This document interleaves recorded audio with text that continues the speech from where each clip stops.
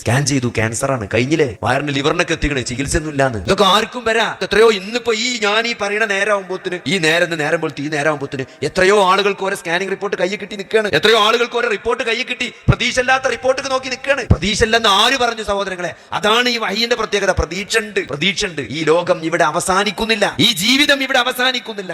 മരണാനന്തരത്തിലാണ് യഥാർത്ഥ ജീവിതം തുടങ്ങുന്നത്. ആ ബോധാണ് ഈ വഹി നമുക്ക് നൽകുന്നത്. ആ പ്രതീക്ഷയാണ്. ഇവിടെ എന്ത് സംഭവിച്ചാലും ഒരു പേടിയും പേടിച്ചണ്ട. ഇതല്ല ജീവിതം. ആ ബോധം എന്താ ഉണ്ടാകാത്ത സഹോദരങ്ങളെ? അത് സഹാബത്തിനുണ്ടായിരുന്നു. നബി അവർക്കത് പഠിപ്പിച്ചു കൊടുത്തു, അവരത് മനസ്സിലാക്കി. നമുക്ക് എന്താണ് അത് വരാത്തത്?